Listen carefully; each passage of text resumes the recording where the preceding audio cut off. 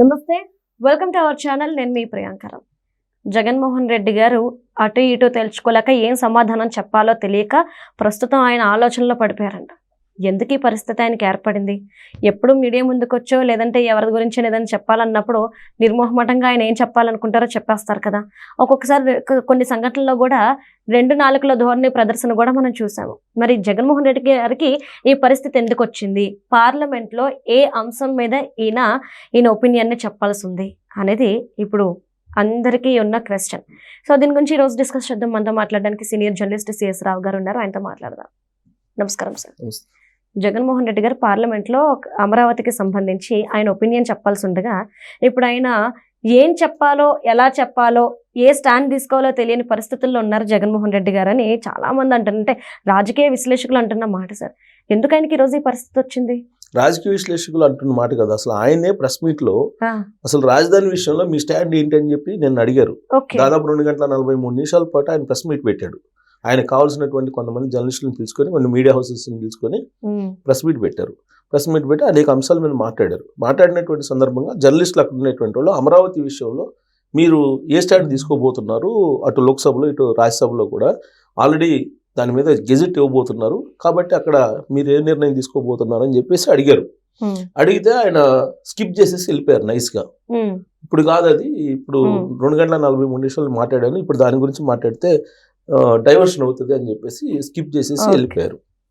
అయితే అమరావతి రాజధానికి సంబంధించినటువంటి రాజముద్ర పడబోతుంది. గెజిట్ అనేది ఇవ్వబోతున్నారు. ఇప్పటి వరకు గెజిట్ లేదు. అమరావతి రాజధాని అనేది చంద్రబాబు నాయుడు గారు ఎప్పుడో తీర్మానం చేశారు. దానికి ఏకగ్రీవ తీర్మానం అసెంబ్లీలో జరిగింది, 2016లోనే జరిగింది. ఎప్పుడు జగన్మోహన్ రెడ్డి గారు దానికి మద్దతు కూడా పలికారు. ఏకగ్రీవంగా రెజల్యూషన్ పాస్ చేసి సెంట్రల్కి పంపించారు. ఆ తర్వాత జగన్మోహన్ రెడ్డి గారు వచ్చిన తర్వాత 3 రాజధానులు అన్నారు. దాంతో గందరగోళంలో పడిపోయింది.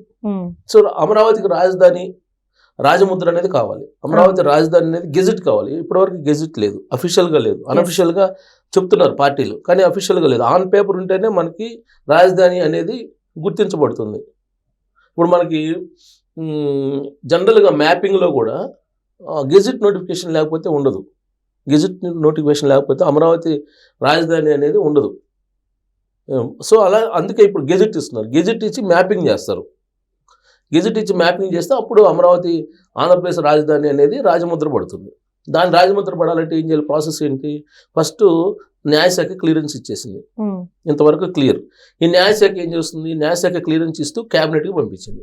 కేంద్ర క్యాబినెట్ ఆమోదం పొందుతుంది. ఎందుకంటే కేంద్ర క్యాబినెట్లో ఎన్డీఏ ఉంది కాబట్టి కేంద్ర క్యాబినెట్ ఆమోదం తెలుపుతుంది. దాని ఆమోదం అయిపోయిన తర్వాత ఉభయ సభల్లో ఈ బిల్లుని పెడతారు. ఈ బిల్లుని పెట్టినప్పుడు రాష్ట్రం విడగొట్టేటప్పుడు ఏదైతే చట్టం ఉందో విభజన చట్టంలో ఉండేటువంటి 15 ఆర్టికల్ నిబంధన 2 ప్రకారం దీన్ని సవరించాలి. దీన్ని సవరించి అమరావతి రాజధానికి సంబంధించిన గెజిట్ ఇవ్వాలి. దీన్ని సవరించాలంటే అటు లోక్సభలో ఇటు రాజ్యసభలో 2 చోట్ల కూడా నీకు మెజారిటీ ఉండాలి, 2/3 మెజారిటీ ఉండాలి. మరి మెజారిటీ ఉండాల్సినటువంటి పరిస్థితుల్లో ఇప్పుడు రాజ్యసభలో జగన్మోహన్ రెడ్డి గారికి సంబంధించిన ఎంపీలు ఉన్నారు కదా, లోక్సభలో ఎంపీలు ఉన్నారు కదా, వాళ్ళు ఎటు సపోర్ట్ చేస్తారు? ఇప్పుడు రాజధాని అమరావతికి రాజముద్ర వేస్తూ చేసేటువంటి తీర్మానానికి వీళ్ళు ఆమోదం తెలుపుతారా తెలపరా, లేదా 3 రాజధానుల మీద ఉన్నారా అనేది తేలే అవకాశం ఉంది. అయితే ఏ నిర్ణయం తీసుకోవాలి అనే దాని మీద వాళ్ళలో అస్పష్టత అయితే ఉంది. స్పష్టత ఉన్నట్టయితే కనుక జగన్మోహన్ రెడ్డి గారు ప్రెస్ మీట్లో నిర్ణయం చెప్పిండేవాళ్ళు. అంటే సార్ ఒక ప్రశ్న, ఫస్ట్ ఆయన ఏమన్నారు? అమరావతిలో ఒప్పుకున్నారు రాజధాని, తర్వాత 3 రాజధానులు అన్నాడు. తర్వాత ఇప్పుడు 3 రాజధానులు అనే స్టాండ్ తీసుకున్నారు. మళ్ళీ అమరావతి రాజధాని అని వాళ్ళ నాయకులు ఒప్పుకుంటున్నారు, ఈయన తిరస్కరిస్తూ వస్తున్నారు, అంటే దాటవేసే ప్రయత్నం చేస్తున్నారు. ఒకవేళ ఇప్పుడు పార్లమెంట్లో వాయిస్ వినిపించాల్సి వచ్చినప్పుడు అమరావతి రాజధానిగా నేను అంగీకరిస్తున్నాను అని చెప్తే జగన్మోహన్ రెడ్డి గారి సిచ్యువేషన్ ఏమవుతుంది, ఎలా ఉంటుంది ఫ్యూచర్? ఇప్పుడు అక్కడ రాజ్యసభ లోక్సభలో వాళ్ళు ఎలా వ్యవహరిస్తారు అనేది ఇప్పుడు ఆసక్తికరమైన అంశం. దానికంటే ముందు అంబటి రాంబాబు గారు నిన్న కాక మొన్న 3 రోజుల నాడు ఏమన్నాడు అమరావతి గురించి? అంత రాజధాని ఎందుకు అవసరం ఉందా, కర్మ కాకపోతే అని చెప్పి ఏదో అన్నారు. అంతకుముందు సజ్జల రామకృష్ణారెడ్డి గారు అమరావతి గురించి మాట్లాడారు. సో అమరావతి మీద వాళ్ళకి ఇవాళకి కూడా వ్యతిరేకమైనటువంటి అభిప్రాయం ఉంది. దాన్ని ఏదో ఒక విధంగా అడ్డుకోవాలి, ఏదో ఒక విధంగా ఆపాలి అనేటువంటి అభిప్రాయం వాళ్ళకు ఉంది. ఇప్పుడు వాళ్ళు ఆపేస్తే ఆగిపోద్దా సార్? పరిస్థితి లేదు. అందుకే సంఘట స్థితిలో పడ్డారు. ఇప్పుడు ఓకే. ఇప్పుడు కుడితిలో పడ్డ ఎలిక అంటారు కదా అవును. సామెత, గిలగలా కొట్టుకుంటుంది. కుడితిలో పడ్డ ఎలిక టైప్ లో అయిపోయింది వైఎస్ఆర్ కాంగ్రెస్ పార్టీ పరిస్థితి అమరావతి విషయంలో. ఇప్పుడు అక్కడ అక్కడ ఎవరు పెడతారు ప్రపోజల్, ఎవరు పెడతారు? అమరావతి రాజధానికి సంబంధించిన గెజెట్ ఇవ్వాలని చెప్పేసి, సవరణ చేయాలని చెప్పి ఎవరు పెడతారు?